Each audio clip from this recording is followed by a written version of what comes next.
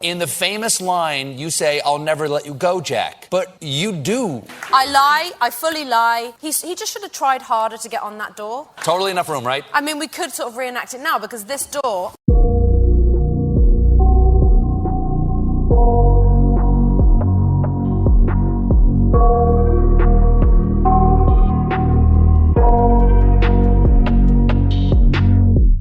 I got nightmares in my head, I fear that the thoughts build up until I can't hear, that my mind fills up into a creature, and it haunts me somewhere much deeper. Hello and welcome to True Crime Rocket Science, the most authentic voice in true crime. We all know the scene in the movie Titanic. Jack, enterprising as ever, finds a piece of wooden flotsam that might be a door, scrambles onto it, and basically saves himself. But then he has to save Rose. She gets on, Jack gets off to make room, and we know the rest.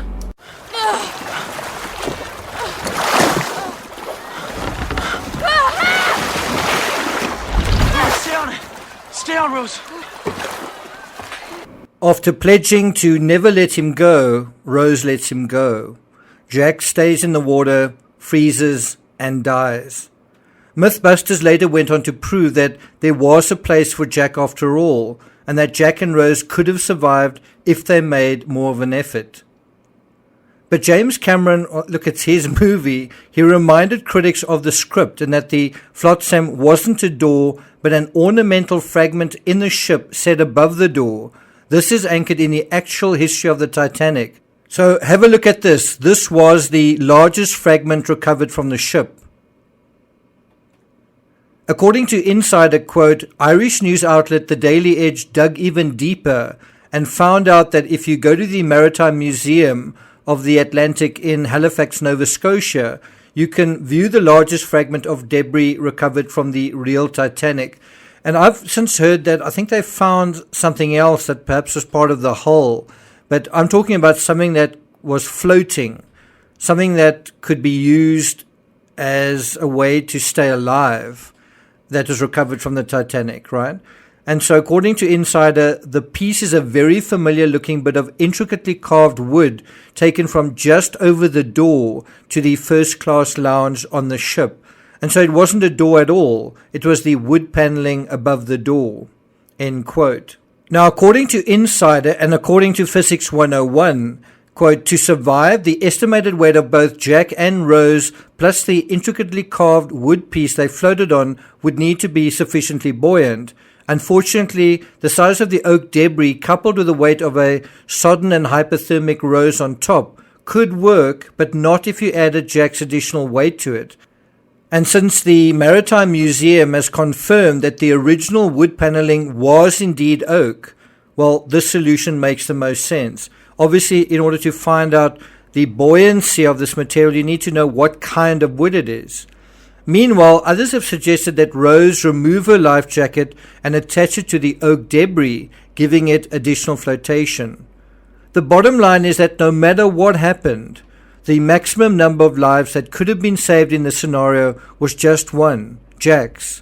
And the odds were teetering on both of them dying if they both got onto that flotsam and then they accidentally fell into the water at some point, let's say halfway prior to the moment when Rose rescued herself.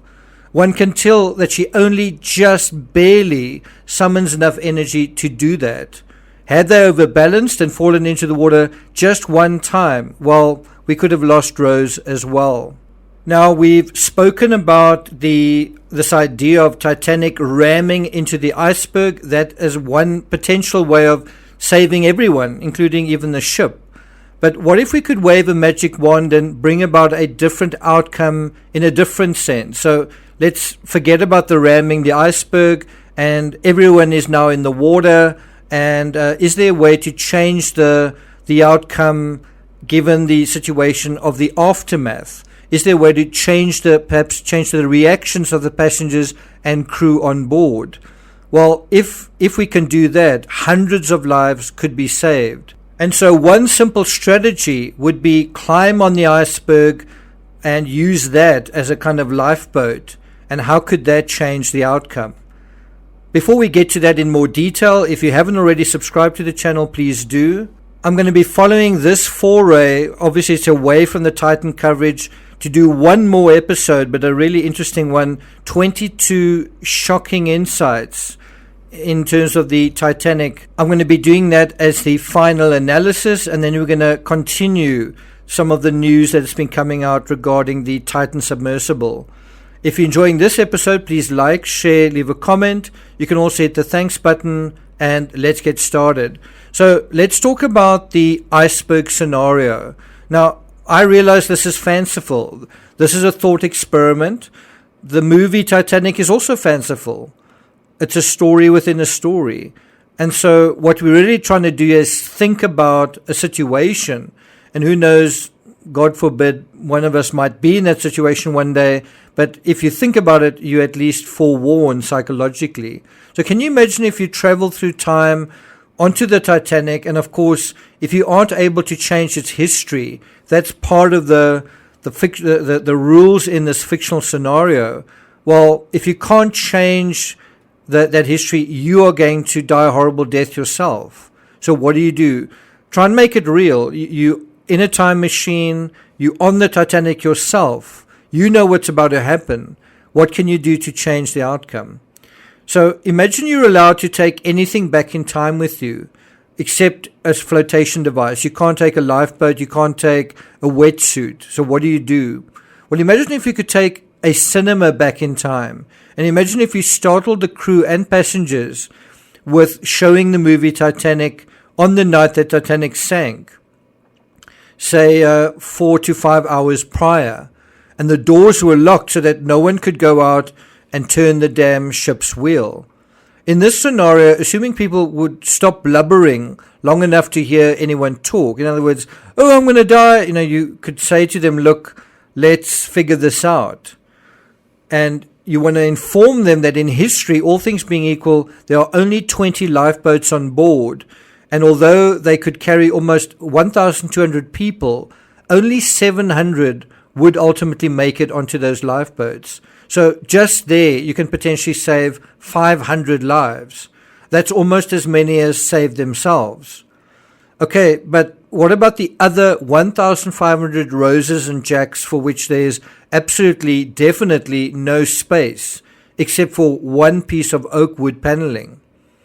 Well, the mission isn't nearly as daunting as it sounds. The strategy isn't a case of trying to stay alive, but simply trying to stay afloat, staying above water for 3 to 4 hours. That's it. And so the challenge is to find a way, anyway, to stay above water for 4 hours. And the solution to their problem is the original problem, the iceberg. And so that's really the thing here. What if you made the iceberg the solution and you didn't fixate on it as the problem? So let's think about Titanic II. Let's go back to history and let's do a multiversal version of Titanic. And this is just Titanic II with hindsight. And so what would your strategy be? Well, number one, don't waste time on a sinking ship. Understand why James Cameron had the whole intrigue of Jack being framed for stealing the diamond. But I mean, that was to have him run right through the ship and then have Rose run right through the ship in order to show all elements of the ship in a way that didn't feel like a documentary. So the first thing we need is all Jacks and Roses not to waste time trying to stay alive on the ship. If we take Lifeboat 13, which is essentially lost due to a technical issue, and we dedicate that lifeboat to ferrying folks to and from the iceberg, we suddenly have an extra lifeboat. That's without changing the history of the folks who were saved. So everyone whose lives are fated to survive, they can't argue that this scheme is going to cost them anything. Capiche? Since each lifeboat can carry 60 passengers, the number of lives saved becomes simply a question of speed and efficiency. The more trips rovers can make to the iceberg and back, the more lives can be saved.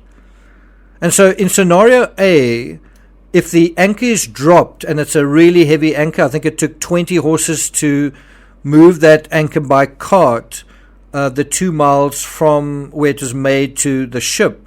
Well, if that anchor is dropped and it manages to act as a drag, it doesn't have to hit the bottom, but it manages to stop Titanic, let's say less than the mile distance it apparently did stop from the iceberg, well, then you've shortened that distance to the iceberg. Let's say it halves that distance. Then the number of people who can be ferried on successive sorties to the iceberg likely doubles. Conceivably, a pair of rowers can make 2 trips an hour to the berg in these circumstances, rowing at a conservative speed of 2 miles an hour. That's just over 3 kilometers an hour, or 1 mile per hour slower than average walking pace. In scenario A, at 2 trips per hour, around 240 lives could have potentially been saved. That's after 2 hours. And theoretically, that number could be pushed up to 300 or even 360. That's especially for those survivors who are in the water but still alive, like Jack and Rose were at the end of the movie. After Titanic sinks, they only have to shiver on the iceberg for another hour and 40 minutes, which is when the Carpathia arrives on the scene. On the face of it, scenario A seems good. We've saved a quarter of the folks who are fated to perish. The best scenario, nevertheless, is still ramming the iceberg head on, which means the craft stands the best chance of not sinking at all. And I suppose if you dispute that, one way to do that is to look at the science, look at the weight of the ship, look at the weight of the iceberg, and do a analytical study in that sense. I have tried to explain that hitting an iceberg, no matter what the weight, has got to be less damaging than hitting, bear in mind it's not moored to anything, than hitting the sea floor. And we know that the bow didn't break when it hit the sea floor. Anyway, let's move on to scenario B. Scenario B is admittedly a long shot. If you're going to complain and say, that's unrealistic, I agree. In any event, in this scenario, a proportion of passengers are convinced that something magical is happening, time machines do exist, and so maybe there is a better way of dealing with this disaster than blind panic. There is also a sense that newspapers are going to be printed, books written, and movies made, so people really ought to be on their best behavior, because this is a history in the making moment, like it or not. And so Molly Brown emerges as a leader who encourages a section of the passengers to allow the use of, quote-unquote, their boats. In other words, the boats that are supposedly going to be used in the fate of the original history are now going to be allocated to other survivors, other people who are fated not to survive.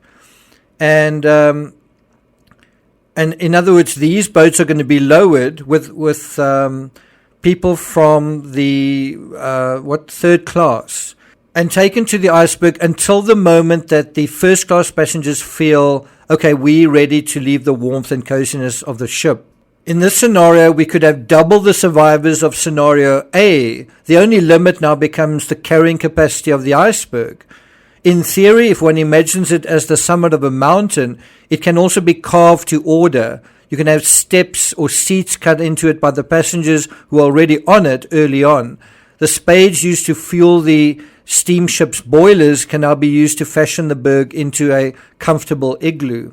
In the real world, and this argument has been made before, I think you would really struggle to get first-class people to even want to set foot on an iceberg because they were really reluctant to do so into the lifeboats. I mean, you literally had passengers who ended up going down with a ship in their best clothing, even though there were actually seats available on the boats. And so that brings us to another scenario that is easy to miss as well, and that is any strong swimmers on board. Don't laugh, but in 2005, Lewis Pugh, someone I interviewed once in my freelancing days for GQ magazine, he swam 1 kilometer, that is 0.62 miles, in Arctic waters, and the same distance 5 months later in the Antarctic. Probably there were less than a handful of people on board who were really good swimmers. The Titanic came equipped with a heated swimming pool, and around 7 swimmers in the sea swam to the launched lifeboats and survived. And so the question is, how many could swim to an iceberg if they were reminded, if they considered that that was an option.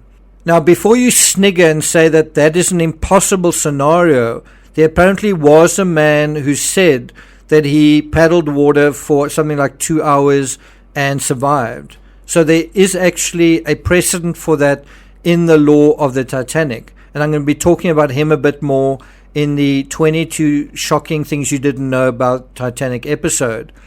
Anyway, if the passengers knew the iceberg was an option and they only needed to last 2 hours once on it, then I believe a sizable number could have gotten themselves to it even without a lifeboat.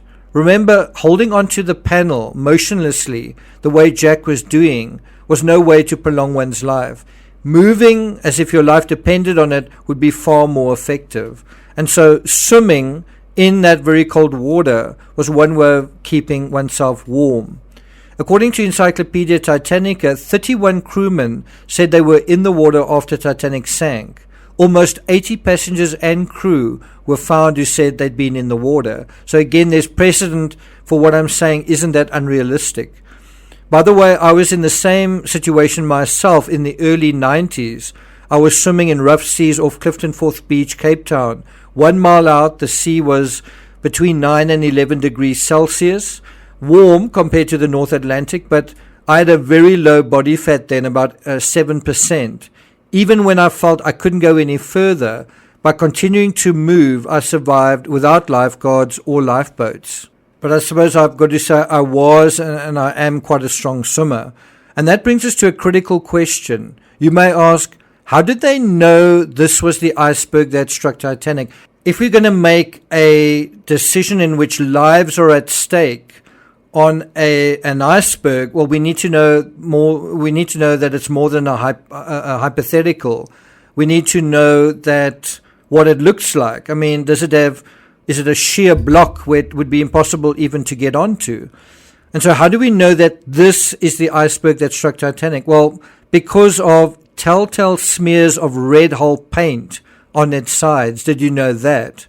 In any event, now that we've verified the authenticity of the iceberg, we can speculate accurately and practically about this idea of the passengers of Titanic using it as a giant life raft. What do you think? Do you think they could have? Thank you for listening. Look out for the next episode, and I'll see you guys next time.